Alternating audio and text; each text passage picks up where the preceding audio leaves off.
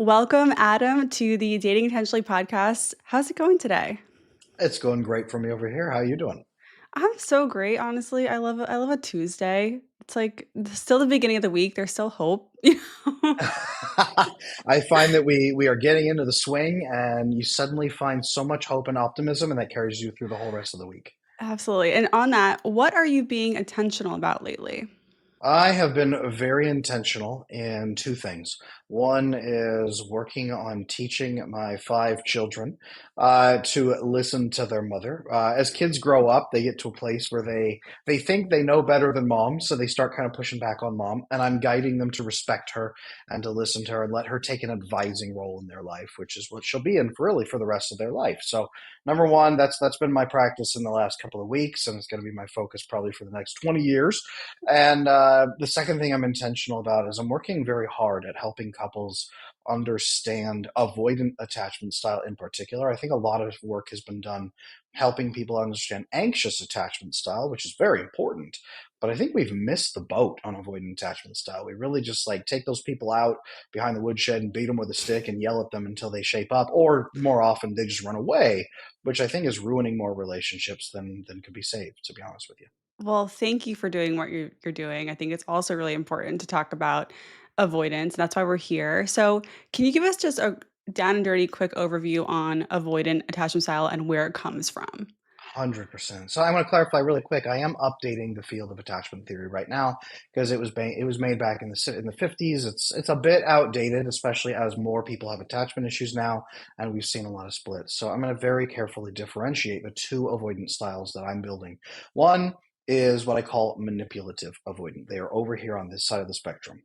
These people in childhood, other people were hurtful, arbitrary, unkind, rude, vicious to them, and they grew up in a pool of humanity in an extended family network or neighborhood network where people were hurtful, screamed at each other, really attacked each other. Their brain Mm, learned other people are dangerous.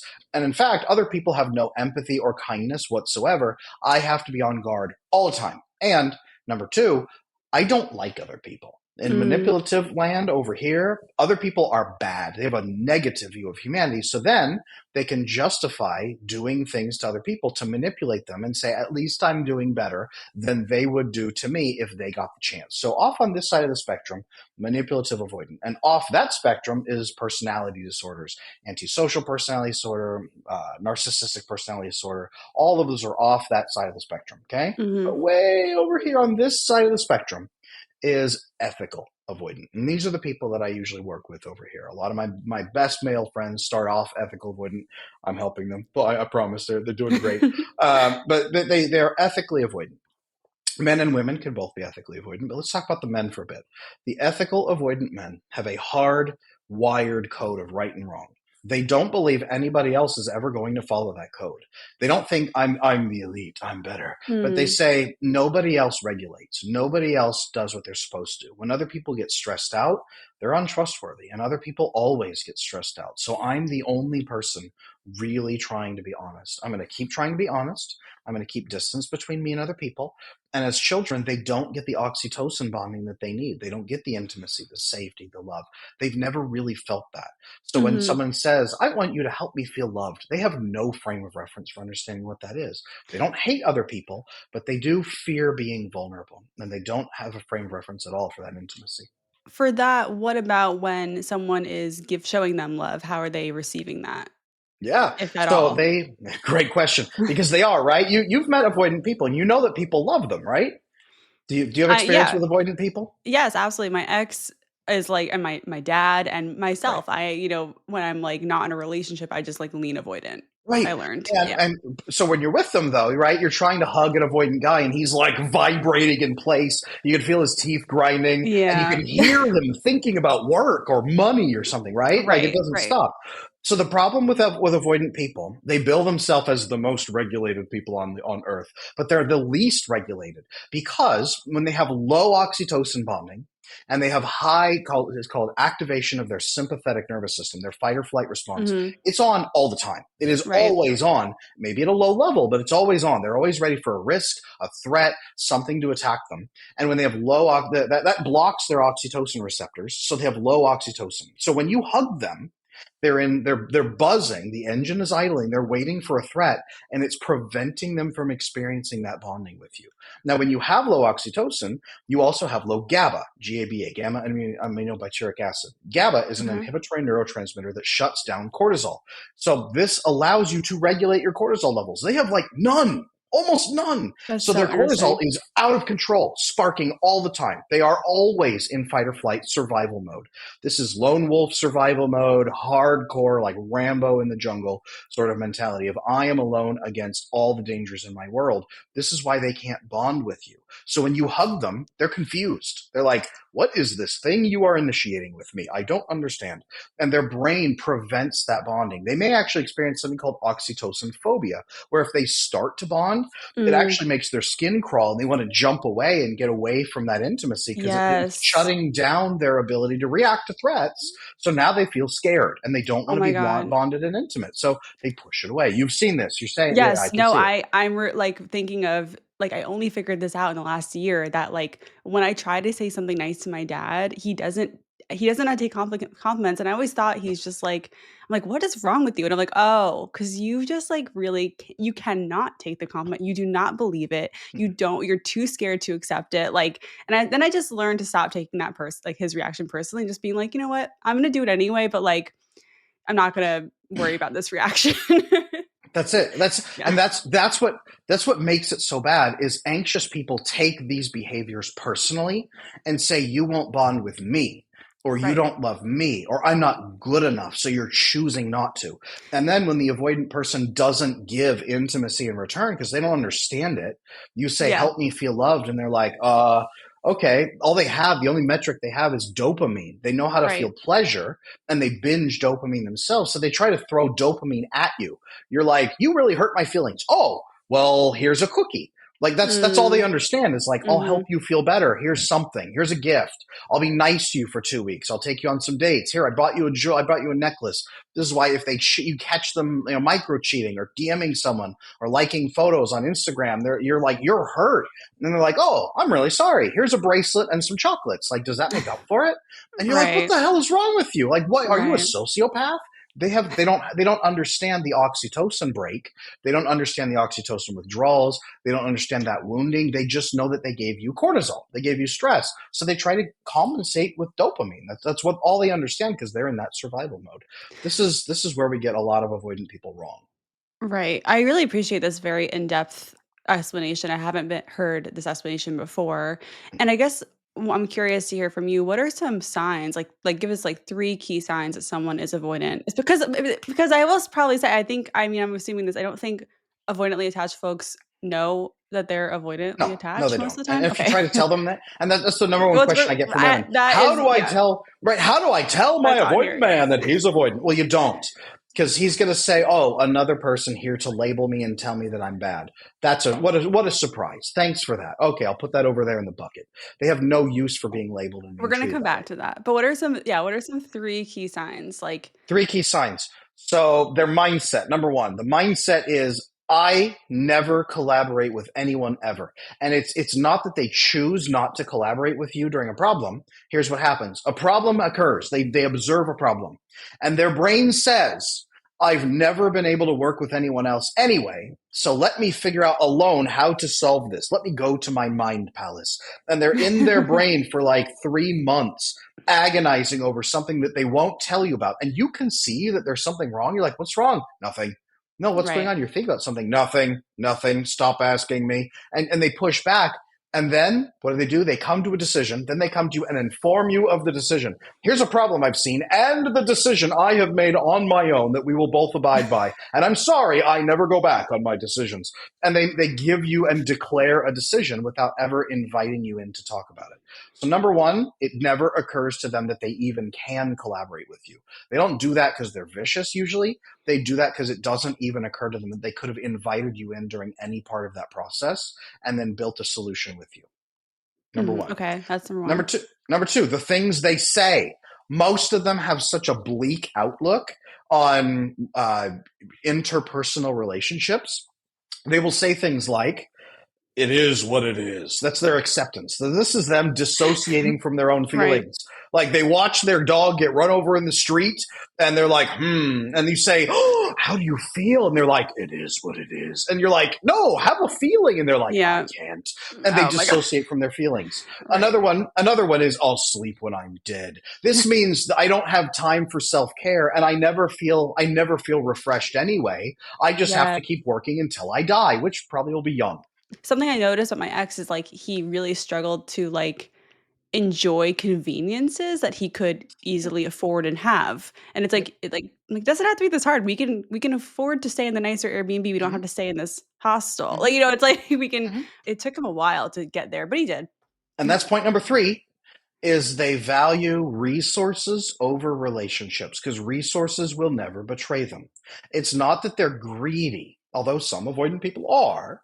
It's that resources are the only measurement of safety that they can understand. For anxious people, approval and acceptance from others feels like safety. For avoidant people, that doesn't exist. That just Mm, doesn't exist. So only resources keep them safe. When you betray me, I can pull away and go stay in an apartment over here because I have the cash to do that. When the world collapses, I can go to my island fortress. They are great wealth gatherers. They usually have jobs in finance or like a high paid profession like surgery, or lawyering, things like this, or they build their own companies where they can accrue resources and no one can tell them what to do. And then they can sit on those resources and feel safe because now no one can attack them. That's what they right. view. So resources are safety versus relationships being safety. That's number Yeah. three. Well, yeah, this like, it makes me remember like, early in my relationship with my ex, he said that he will always prioritize work first. And, Yep. like, I was 23, and I think I wish I saw that, like, as a red flag, but I was like, "Oh, wow, like, he works so hard, like, what a great work ethic," and I was Yeah. very attracted to this. Yeah. Let's do a bonus number four. Okay, sure. Sign that they're avoidant. They they are never truly fulfilled, no matter what ever Mm, happens. And the reason for that is they're in their sympathetic nervous system all the time, fight or flight, which does a couple bad things. It blocks their oxytocin receptors, so they can never immerse with another human being and relax into it. So they never get the GABA so that they need to shut down cortisol and be able to relax for a night and say, I'm going to think about that tomorrow, and then get melatonin that they need from the GABA and then sleep deeply at night. So then they never really fully refresh their system. So their testosterone starts to go down pretty hard because it fatigues. Their adrenals also fatigue, so they start running on fumes. They're chronically addicted to caffeine just for basic daily functioning. Their hormones are way out of whack. And because they're mm, never in their parasympathetic, rest and digest, they don't produce the serotonin in their gut that they need. And they don't get the human relationship connections that also produce serotonin. So instead, they go to the gym like 7 days a week, desperately scraping the bottom of the barrel for serotonin just so they can kind of feel normal that day. And they don't get the fulfillment from that serotonin, that contentment mhm, feeling. They don't get that. So they're never satisfied. No matter what happens, they can't really feel like a sense of accomplishment, a sense of fulfillment, relaxation, peace. They value peace over everything and they never feel peace ever. That's really the big piece. right. They're not even connected. They are lonely and they are stressed all the time. And that's the next piece really. Wow. I wanna get into, like, we're gonna get into, like, kind of how to address these things, but sticking to, like, signs, one question that came up a lot from my listeners is, what is the difference between being avoidantly attached and being introverted? Because a general understanding of what avoidant attachments is like you wanna hide, you wanna withdraw, you want to, be by yourself, whatever it is. So, what's the difference there? 100%. So introversion versus extroversion is really what like charges you. What makes you feel Mm, like, oh, this feels so good. I love this. Okay. Your hobbies, your interests, recharging. Introverts are not, I never speak to anyone. I'm going to live alone in a cave. And it's not, I have overwhelming social anxiety. And if I speak to the cashier at the grocery store, I'm a wreck for 4 days. That's not being introverted. mhm, Being introverted means I gain tremendous joy and pleasure from solo pursuits. When I go out and have social engagements, I can definitely do that, and it's Mhm. fine. It does take some energy, and then I love to recharge by myself, but I don't hate and dread social interactions with human beings. That's not introversion. That's social Right. anxiety from attachment Okay. issues. Same thing with avoidant attachment style. It's that everything is performative and exhausting and threatening. So you're constantly managing and assessing risks. So you're endlessly in that sympathetic nervous system activation, that trauma state really is what that is, that survival trauma state. So that you're exhausted from social interaction. So yeah, you're going to feel like an introvert, but you won't really know if you are or not until you fix it. Got it, got it. Yeah, I guess, like, yeah, you could be extroverted and also be avoidantly attached. 100%. Yeah, 100%. So, okay, another question came up, I know it's such a hot topic, is from the ladies, "Why do I keep attracting avoidant men?" Mm. Usually because a woman is overly accommodating. She is too open and kind at the beginning, and then she allows him to love bomb her. So he initiates overwhelming emotional bonding in her at the beginning, and she opens up too fast and bonds with him in turn, and then stops compatibility testing, doesn't check for red flags, doesn't push for commitment, doesn't talk about what they're looking for, and then doesn't call him out when he does things that are opposed to anything he has said he wants. So she doesn't call him out. She's way too accommodating and too agreeable. And that's the hallmark of an anxiously attached woman who actually looks for love bombing as a sign of interest. She doesn't think Right, people are interested unless they're love bombing her. right, So that's right, why women right. are usually attracting these men. If you want to repel avoidant men, you need to attract secure men who are looking for commitment, which means talking about commitment right up front, calling gently, calling out red flags every time you see them, and talking things through completely to full resolution. If Okay, you wait. do that, that's best. So, if you are in you're in your dating life and you are talking about commitment early on, you are gently calling out red flag behavior, would that repel an avoidant person?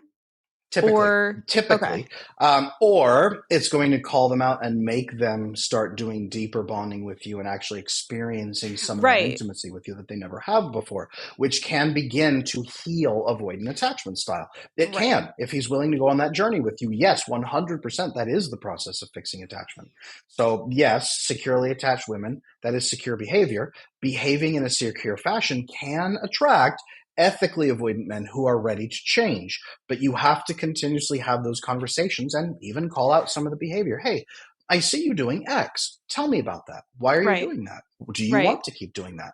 Is that in alignment with your goals? Asking those questions and directing him like that, and gently pushing and keep being curious and asking those questions. Eventually, he will crack and leap out the window to escape from you, or he will program in and come deeper to you and then really value your advice and value your accountability with him. I do with my wife. I've been married for 16 years. I value that in her when she asks me those probing questions because it makes me think. It keeps me accountable. A healthy man who's ready for commitment values that behavior, but not very many women are doing that behavior. Oh my god, I love this so much. Like, I think leading with that curiosity instead of, "Wow, I'm doing something wrong. I'm causing this behavior. I need to fix something. I need to be more accommodating to, like," so he'll act the way I want him to. Like, "No, no, no.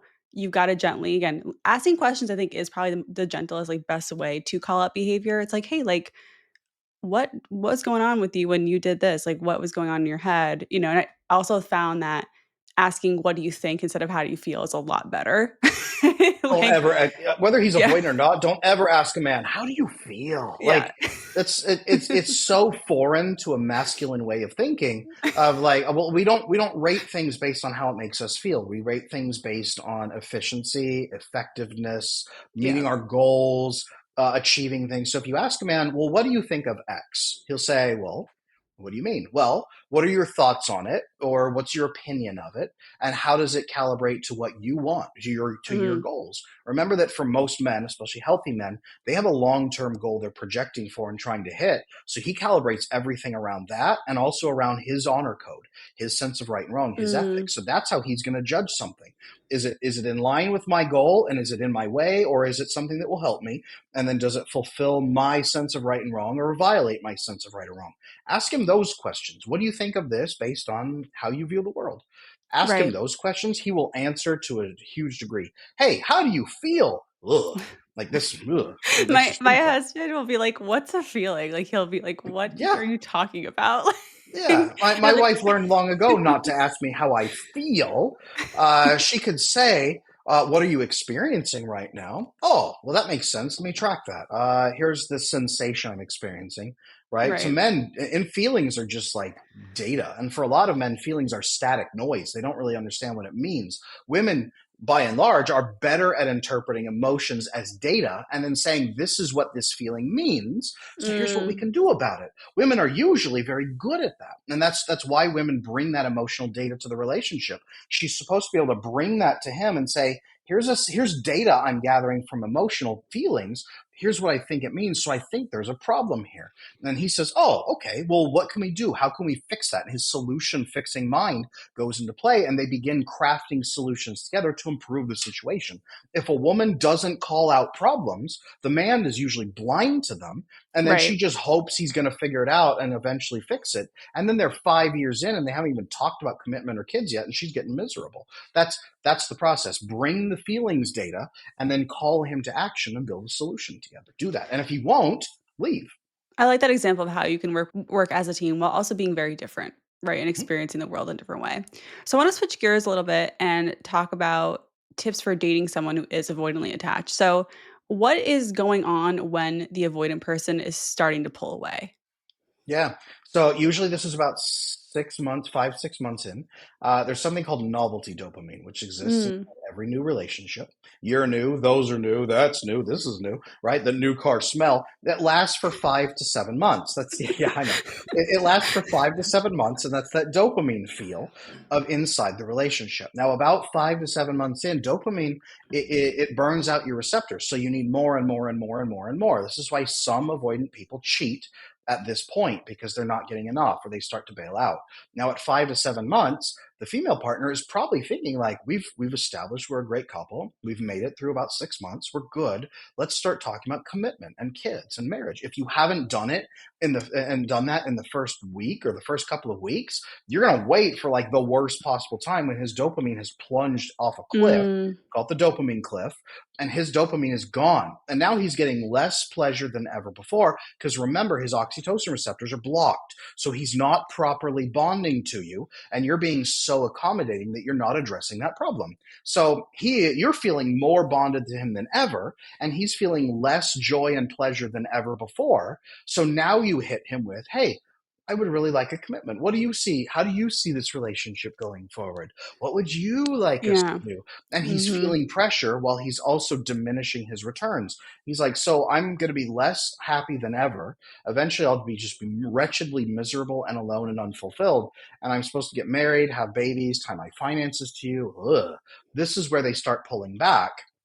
And especially as you start layering on the pressure, they start really pulling back. At this point, an anxious woman blames herself. She's like, oh, I knew it was too soon to bring up marriage. I should have waited until year Oh my 10, god. right? Yeah. And she's like, I should have waited 10 years to talk about marriage. That would have fixed the problem. And then she starts blaming herself. She shuts up.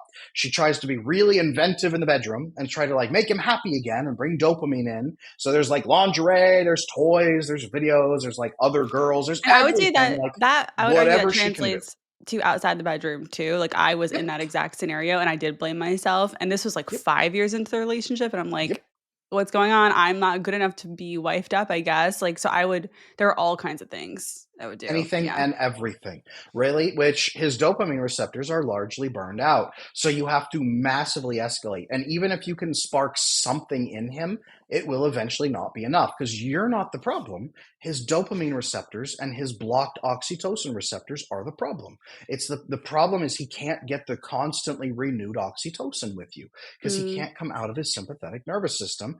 He has a trauma relationship to all human relationships, a trauma response constantly running to human relationships all the time. You can't punch through that trauma and you can't get him to bond. That's the issue. That's why avoidant okay. people pull back and leave. So, let's say in this scenario, 5, 6, 7 months, they start pulling away, they start being less reachable, they're not hanging out with you as much, they're just, like, busy with work. Do they realize the pain they're causing their partner at that point? No. No, because they haven't experienced the oxytocin bonding themselves, so they don't Okay. understand. Like the oxytocin is one of the most addictive substances on the planet. I used to work extensively with addicts of all kinds of drugs, and I worked with heroin addicts who also had anxious attachment style. They would withdraw from heroin, but they'd also have withdrawals from oxytocin bonding. And they would tell me, Adam, the oxytocin bonding is worse because at least with the heroin withdrawals, it will eventually go away. Oxytocin withdrawals don't go away. The only thing you could do is try to find someone else to give it to you, which makes you desperate and rebound and crave it from somebody else, which makes your next relationship even worse. That doesn't stop. So oxytocin bonding, it's so addictive, and the avoidant person has no idea. They think they have given you temporary cortisol.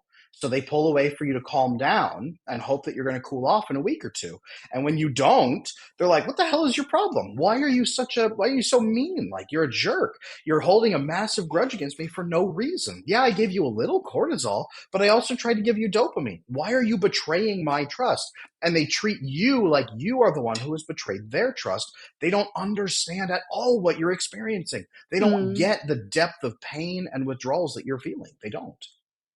That's so interesting. So, okay, we know you've talked a little bit about what drives someone away, right? Like it's this oxytocin imbalance. It's also the pressure at the wrong time. It's being way too accommodating and then the dopamine just vanishes, you know, for some reason. What helps them get closer? Like how can you get them back? Yes. Yes. So the very thing that really drives them away is this. And the reason we call it avoidant attachment is because they avoid conflict. They don't avoid risk. Like they're the biggest like risk takers on the planet, but controlled risk. They believe that human relationships are absolute like unwinnable conditions. Nobody is trustworthy. They will distrust you the least. Everyone else is negative 100, but you are only negative one. So I trust you more than anyone on the planet, right? But they don't actually trust you. They just don't distrust you as much. That's their Fair. metric. That's their metric. Right. So the framework for this is when there's a conflict, they pull back because they assume you just have to cool off and then the conflict will go away. They don't understand how to resolve conflict with you as a team. They don't understand it and they don't believe it's possible. So there's another bonding hormone that comes into play. Okay. The other bonding hormone, and men have more receptors for this than women do. Women have some, but men have more. And if you don't get oxytocin, it primes your oxytocin receptors for this bonding hormone. So he's even more susceptible to it. It's called vasopressin. Vasopressin is a bonding hormone released when you solve problems or overcome stress together. So, what does this mean? Achieving things with him, working with him. A lot of avoidant men bond with their business partner or an assistant or someone who helps them with tasks, but also going through and clarifying everything in the relationship. Hey, you know what, avoidant men, you are afraid of expectations being up here, but you don't ever ask about expectations because you're afraid it's going to go there. My Mhm. expectations are here. I would love to sit and clarify my expectations with you at the beginning of a relationship. They're right here, so you can calm all the way down. Then I will prove to you time and again that they're actually right here. So they're not up here. He's afraid it's going to creep up here and he's going to get trapped and handcuffed in and be forced to meet your expectations up here over and over and over for no pay whatsoever. Instead, you clarify at the beginning of the relationship, I want commitment. I want Right. marriage. I want kids. Is that also what you want? You say it in a very kind manner. That's also what I want. At the end of the first date, hey, just so we're on the same page, I want commitment. I do want that down the road. Not tomorrow. We don't have to get married, but I do want to get married at some point and have children. Is that also what you want? If so, Right. great. We're on the same page. What are you doing to prepare yourself already for that life? How are you ready to have kids? How are you ready for marriage? What does that look like to you? Is it 10 years from now? Mhm. Is it a year from now? What are you doing? How are Right. you living a life It's conducive to that? And here's me. And you share that. Yeah, I think that women are really scared to say what they want up front. They're worried about scaring someone off, which is to me always backwards. It's like, no, you first of all, you want to scare them off early if they Hmm. will be scared off by that too. It's your relationship. You're setting yourself up for success when you're on the same track from the jump. I think I Hmm. talked about this stuff with my husband on the first. We had our first date was virtual. It was like a Google Hangouts call. I definitely said I'm like, yeah, I see myself being married the next few years or something like that. I see myself. It's like this is where Hmm. I'm going. Hmm. You can decide if you want to be part of that. Like, Can we both agree that men are very goal oriented creatures and also very visually oriented I mean, creatures? a lot of men are, yeah, sure. Okay. Can we also agree that men tend to love hamburgers? Sure. When you drive down the road and you see a lot of hamburger restaurants, do they have blacked out windows and their name is like, Sally's or something like that? Right, like it or No. yeah. What do they Oh, what do they do? Burger King. And they have gigantic pictures of hamburgers in their windows. This man wants a hamburger. Where do you think he's going to go? Or there was I was recently touring for some shows that I was filming, and there was a place I can't even remember the name of. Oh no, it was Cold Beer and Burgers. That was the name of the restaurant. Cold love it. Beer and Burgers. That is the most masculine name on the planet. When you want a cold beer and a burger, where do you think you're going? Be that lady. Advertise that way, because you know who you pull in when your name is Cold Beer and Burgers. You don't pull in guys who want a salad. You don't pull in guys who want sushi. You don't pull in guys who want burritos. You Right. will pull in guys who want cold beer and burgers. So if you are on the first date saying, I want to be a wife, I want to be a mother, I want to be loyal and loving and devote myself to a family man for the rest of my life, you are going to chase away all the guys who don't want those things. But you know what's going to happen? The guys who do want those things are going to be so hooked on you and so interested that they are ready to go. And they're going to have deeper conversations and be very attracted. And they're going to trust you because now you're the kind of woman they've been looking for. That's what I expect right there from every lady listening to this. Start on your next date. Remember Adam's voice telling you, tell Yes. him what you want. I appreciate this encouragement so much, especially from a guy. Yeah, it means a lot. So, okay, back to what we were talking about earlier. Again, let's just say you're in a relationship with someone. It's been a few months. Let's just say Mm-hmm. like the dopamine cliff hasn't happened yet. Okay. Yeah. Mm-hmm. But you have picked up on that they're avoidant. Can you say something like, how do you navigate this 100%. part? Like, how do you 100%. navigate bringing in attachment discussions into the relationship? Okay, three things, ladies. Okay, three things I want you to do. If you haven't hit the dopamine cliff yet, and he's ethically avoidant, he's not manipulating you, but you know he's got a good sense of right and wrong. But he's army of one, right? He's Rambo on his own, solo man, lone wolf. But he still cares about you. Okay, number one, don't ask him, how can I help you? What can I do to Mm, help? Because mm, men always, if he's having a rough week, what can I do to help? He runs through all the tasks he has to do. He says, you can't do any of these. I have to do them all. And then says, sorry, there's nothing you can do to help. So stop doing that, ladies. Don't say, what can I do to help? Instead, say, how can I enhance your chances of success? How can I support you as you do your work, right? Support you, enhance your success. Oh, now all of a sudden there's extra tasks I have that I can give to you, or I need time with you, or I need some time to myself, or I need, for me, my wife, bless her heart, she meal preps for me, tons of like high protein meal preps so that I can really quick during my work days. I don't have to pause. I don't have to not eat. I can have that, like, amazing things that she does. yep. Tasks that help me enhance my life. Number one, you want to vasopressin with him?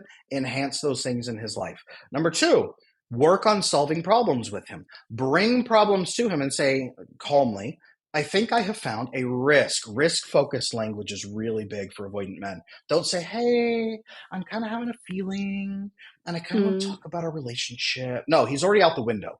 Hey, I think I have found a risk and I would love to talk it through with you and address it so that we can have peace together. Boom.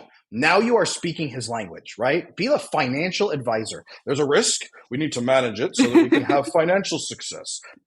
Do that. Okay. Now there's a challenge in our relationship. I feel that we are not bonding the way that we probably should be. So I'm concerned we could be coming up on what's called the dopamine cliff in about 7 months. Maybe you felt it before in prior relationships. I don't know, but I want to make sure that we don't just drop off that cliff. There's deeper bonding that should be happening.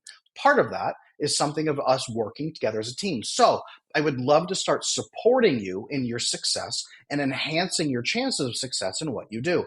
Please give me some tasks to do and let's talk about what you need so that you can offload some of that extra work to me and I can help you. That way you can grow faster than you were before and achieve even better things, right? okay. Start enhancing him that way.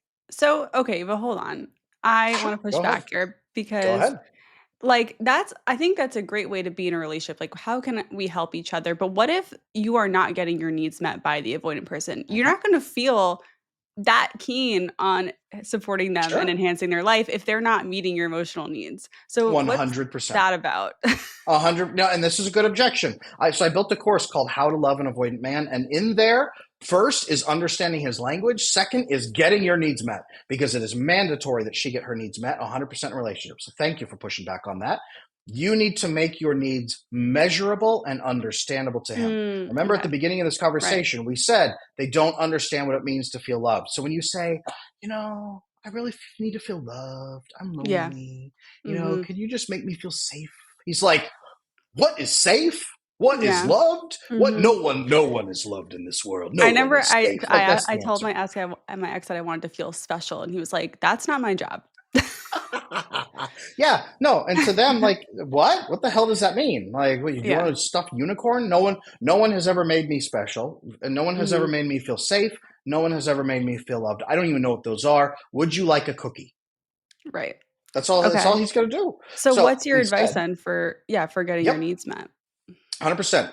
Hey, when I feel connected to you, it enhances my capacity to then give that love to you and support you in a better way. So I need to feel cared for. Here are three things that help me to feel cared for. You call it the what, why, and how often. What three things make me feel Mm, cared for? Why are those three things important to me? Why are those three things important to the relationship? So what do I need exactly, and right. why for me and why for us? And then how often, or how often do I need them? I need for us to spend at least 3 nights a week for at least about an hour sitting together and just sharing laughs and enjoying each other. So 3 nights a week, that's all I need for about an hour each time. Can we build that together? That's going to be so crucial to me because I feel like I'm a priority. I have your attention and your focus. I need your phone to be away for that. And it makes me feel like you really enjoy being with me. So if I have that, I will happily give you these things that you're looking for. I will be calmer. We are going to have less problems. Just let me tell you, we'll have so much more fun in the That's an bedroom. easy I feel like Everything's going that's to get better. the winner right there. Will have less problems. If the person's a conflict avoidant, I mean, that's kind of really key. Peace Mhm. and sex. Those are like the two things avoidant men pretty much want from you: peace and sex. Now, he doesn't know how to get peace. He only tracks peace as running away from conflict. He knows how to get sex, then he can get it pretty much anywhere from anyone, right? But he wants to focus it on you, and he's trying to figure out how to get peace, but he can't. Peace. It's not sex that women offer, it's peace. Okay? He needs to come out of his sympathetic nervous system and feel calm and safe around you, which means he needs to understand that all of your needs are going to be made measurable. All of your expectations will be made very clear very early. You're not going to play games and have expectations a year from now while giving him no strings attached love for a year. Clear expectations up front. He knows that if you have a problem, you bring it to him peacefully and calmly and then build a solution together. So he feels safe and calm in your presence, like there's never an ambush coming. Now he can calm all the way down. Now he can't enter his parasympathetic nervous system on his own. Men really can't. It's tough. But you can connect with him as you vasopressin bond with him and bring his nervous system down. That's vasopressin bonding. Then you can Right. link with him and give him some oxytocin and pull him into his parasympathetic nervous system. Now he has a bonding to you he's never experienced with any human on the planet. Now he floods with oxytocin, GABA, pushes away cortisol, relaxes. Now he has peace. He fills with serotonin. He feels content. All of a sudden, you are the bringer of peace in his life. He has never felt this before with anybody but you. You are the center of his world. He will pull back at first because he's going to be concerned and Mhm. confused. And then he's going to dive in deeper over time as he learns that this is actually okay. It's sustainable. And you're not going to weaponize it against him because you Right. keep giving him clear expectations that are fair and transactional that he can understand, and you talk Mhm. about risks and you build solutions, and you just keep connecting with him like that. You get your needs met, he gets his needs met, and you just endlessly take care of each other forever. That's how you bond with an Okay. avoidant man.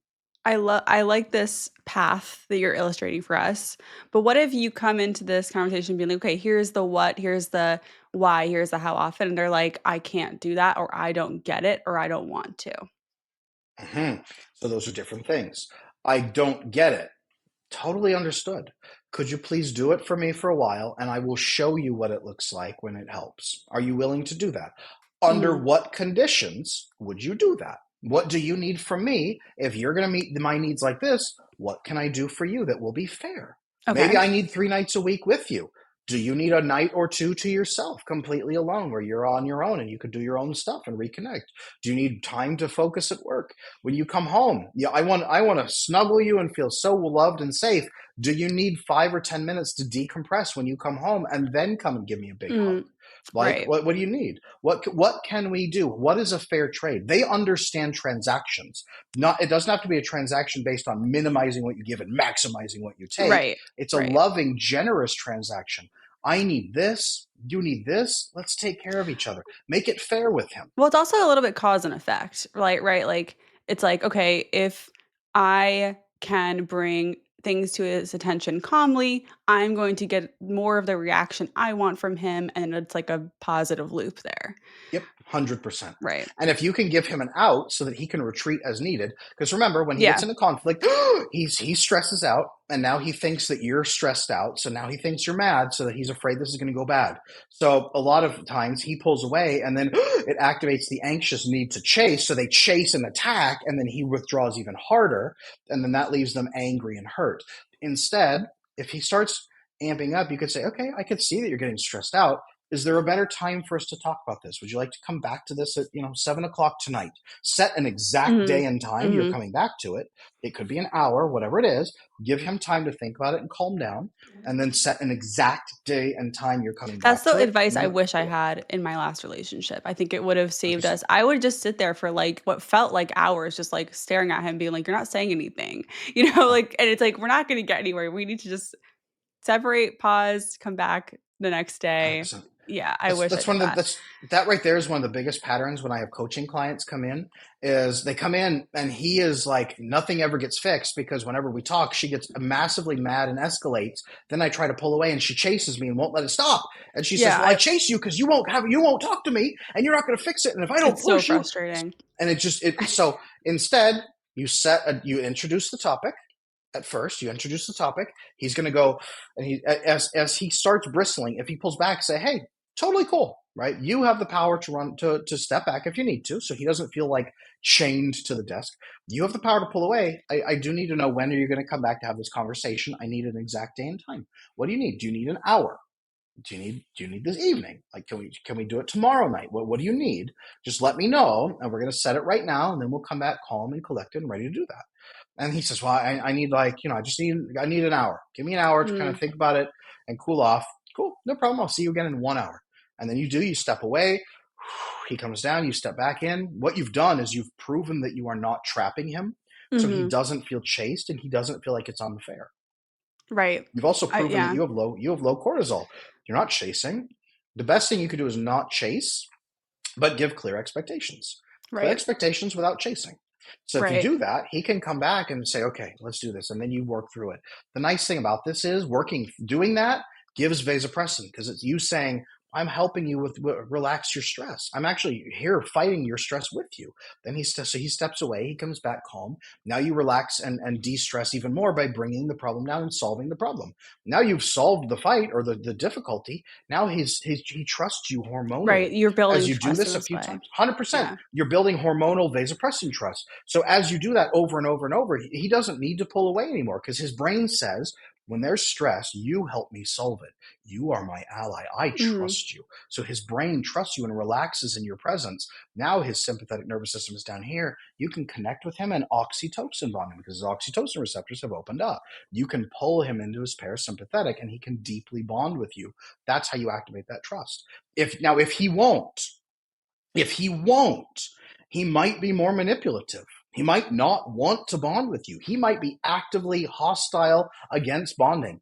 This cannot work. You can't Mhm. make him. You gotta I leave. wish, ladies, I get so many ladies that come into coaching with me for a single session. They're like, how do I make him bond to me? It's been 5 years. We live on different continents. He won't let me speak to him except for once a month and only by text message. And we have occasional booty calls, and that's it. But I have to wear a paper bag and I can't speak. Oh my But how god. do I make him marry me? I'm like, no, no, no, no, no, no, no.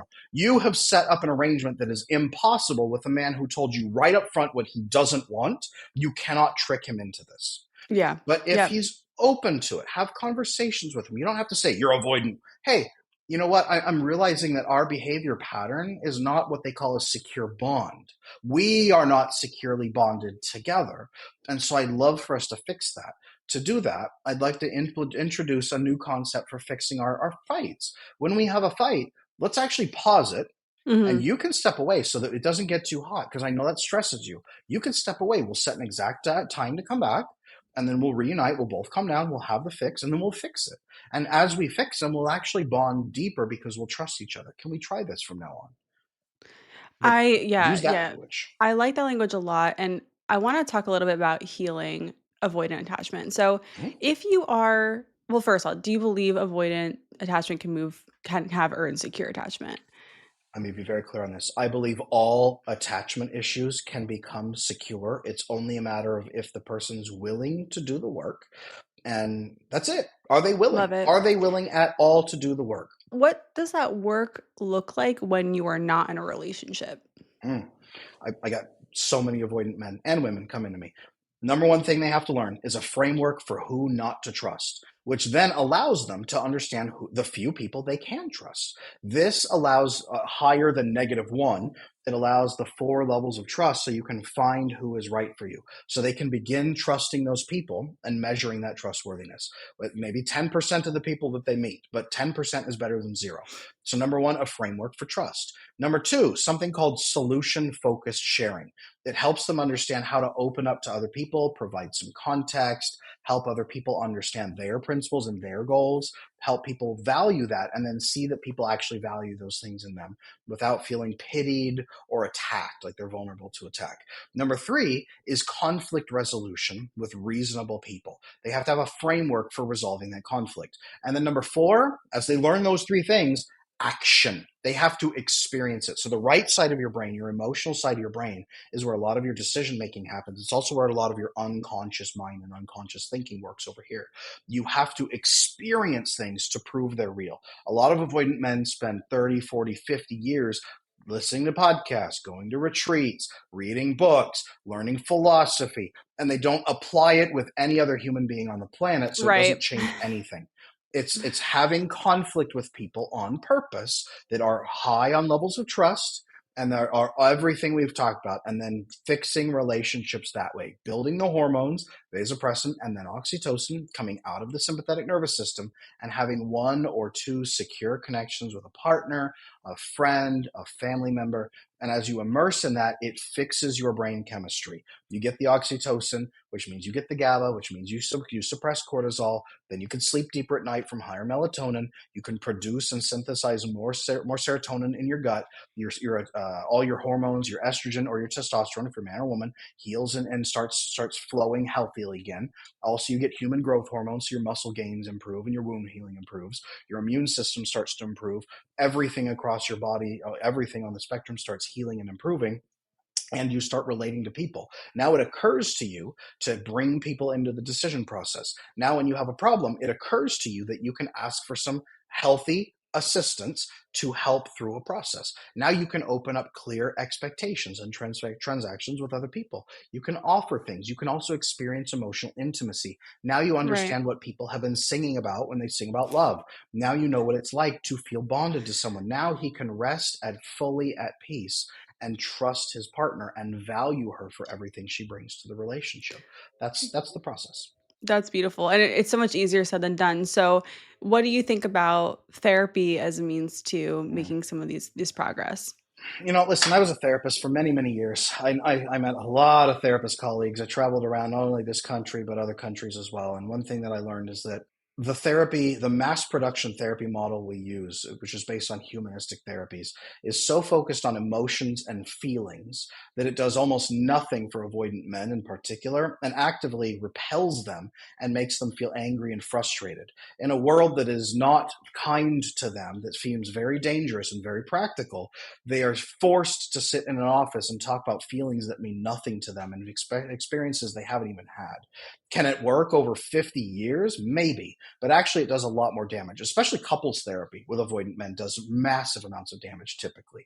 Are there some good therapists that can crack through? There are some. What if the avoidant man in this scenario is more on the ethical side and, like, open and aware and trying now, still it doesn't work Very, that well? very, very hard.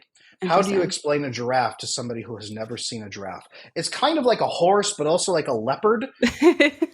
Huh? Right, right, right. It's trying to make him understand those emotions. Very, very difficult. What they usually go in for is solutions. So Mhm. avoidant men tend to program very well with a mentor, with a coach, with some sort of guide who is helping them. It's phenomenal because people give them a bad rap and say they don't care and they never try to get better, but they're the biggest guys going on retreats, going on like ayahuasca trips or Right, they're psilocybin. They're sometimes trying they're everything. self-improvement junkies for sure. They are. They are.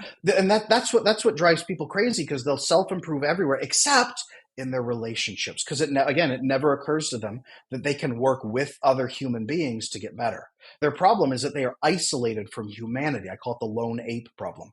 If you took a chimpanzee, traumatized it against other chimps, threw it in a dark forest full of leopards and gave it a pointy stick, it's not going to feel better or happy or snuggly. It's going to block its oxytocin receptors, climb a tree, and sit there in the tree being safe against leopards and threats, and it won't sleep, it won't get emotional, and it doesn't care about feelings. It cares about staying alive. That's Right. avoidant men right there. So you've got to fix that. And therapy does very little for them. It does a lot of So damage. It makes what's them so you angry. said mentor, coaching, what else? What other kinds of Mentoring, things? coaching, working with somebody who actually can help them understand the benefits of a relationship, helping them understand the sympathetic nervous system activation and the parasympathetic nervous system activation. One of the biggest practices I have is I go on my live streams on my YouTube channel and I say, here's why high performing men die young. I don't even use the word avoidant. And those guys go, Right. huh? Because they're Yeah, like, I yeah, don't want to yeah. die of cancer at 45. Well, you're going to die of cancer at 45, and your wife will hate you, and your kids will hate you, and you will ruin everything that you care about. Well, why? Well, your parasympathetic nervous system is blocked. Your Mhm. oxytocin receptors are blocked. You are chronically in your sympathetic nervous system state. You can't get serotonin. Your adrenals are fatigued, and your testosterone is fatigued, and you are missing all of the happiness and joy of life as you frantically binge dopamine and fall off a cliff every 7 months. That's why you can't keep a girlfriend. That's why? Yeah. So what do I do? Well, you have to learn your framework for building trust. You have to define yourself in relationships through that framework and clearly show other people you're worthy of trust too, which means opening up to some people. We're going to talk about how to do that with Right. solution focused sharing. And then you need to work on solving problems collaboratively. You have to trust those people and go through conflict with them on purpose, even if it scares you, even if it freaks you out. I And mean, as you yes, do that, that's you will start at bonding. as someone who leans kind of avoidant, that is exactly how I healed, was going through conflict on purpose. It was terrifying with my husband, but he showed me over and over again, and to this day still, that he is trustworthy, that we can get through conflict with like while keeping the peace and the connection, which is Mhm. what I was so scared to lose in the past and didn't even really have, you know, Mhm. like so I definitely co-sign that approach as someone who's lived it. 100%. The biggest thing I want to flag here is that there's not something wrong with anxious people or avoidant people. It's not something Right. wrong with them. This is a trauma response to human relationships that formed in childhood before they even remembered it. And their brain said, I will never be hurt or scared like I was when I was 1 year old. I will never let that happen again. So I will solve problems around other people instead of with them. You learned that either through people pleasing or you learned it through staying away from other people or controlling other people if you're more manipulative. You learned how to do that, and that's been defining your relationship since that day. Learning to collaborate with the healthy, trustworthy people in your life is always what fixes you. Human interaction fixes you, but it has to be the right interaction in the right way. That's beautiful. And one thing I want to hear from you before we wrap up is what do you want to see more of in dating culture today? I want to see us go away from dating as the boomers defined it. There was not real true dating until we started really buying in automobiles and what they called them mobile sex wagons is what they called them at the beginning because that's what boomers were doing was using them as mobile sex wagons. You can go find a girl in the next city, go have sex, leave, go home, never hear from her again. And that's what dating has really become is I'm going to try this on for size. I'm not going to build anything with you. I'm going to live a scared but hedonistic life forever and never commit to anything. Or we're going to get together and give each other good feelings till one of us dies. That's not what romance is. That's not what love is. That's not what marriage is. None of that is what that is. People need to stop dating and they need to be very clear about what they want. If you want to have mindless sex, have mindless sex. But if you want to get married, you need to do a process called courting. Now, courting is we are looking at marriage. Let's assess to see if we're a good fit for marriage and if we want the same things and what that would look like. Let's talk at length about that. Let's have conflicts on purpose and have deep, pointed conversations. Let's test all the tough topics. And then let's see if we're actually living those things out and test it over the first 6 months and over the first year. And then, if we're ready, let's get married at 1 year and start our life together, but after extensive testing and compatibility testing. That's courting. I think dating is pointless and stupid for anybody who wants to build a family. That's so well, I love that take, and I definitely agree with parts of it. Like, I think that there needs to be more courting elements in the dating process, whatever you wanna call it. I think that people are not being straightforward enough about their wants because they're too scared or it feels scarce, so they're, like, going in with a negative attitude right away, like, "Oh, this isn't gonna work out," or, "Let's just get all our flaws out on." I think dating today is very flaw focused, like, let's just say everything that's wrong with each other and then, like, give each other reasons not to commit. Like, Mhm, that's what I mhm, think. mhm. While having Yeah. lots of sex so that we bond, and now we're afraid to even have those talks. Yeah. So then at 8 years, she's like, "Well, is it the right time to bring up commitment at eight Oh years?" gosh. Yeah, no. Well, I appreciate all of your wisdom. This has been a fascinating conversation, and I love just how deep you get into avoidant attachment. And I'm glad that you are kind of reworking what it means, and I love it. So, where can we find more of you? Yeah, so I'm on Instagram and YouTube as at Attachment Adam. You're going to find a tremendous number of video guides and reels and carousels and everything on both of those platforms. Check me out. I'd love to interact with you there. My website is adamlanesmith.com. I work with avoidant people and their partners every day. I also have a team of coaches under me. I'm running the Attachment Repair Program. If you want to fix your attachment and stop dating avoidant guys, or if there's avoidant guys or ladies out there who want to become securely attached and build healthy, intimate relationships for the rest of their life, the Attachment Repair Program is for you. Check us out, adamlanesmith.com. Awesome. Thanks so much, Adam. Really appreciate this conversation.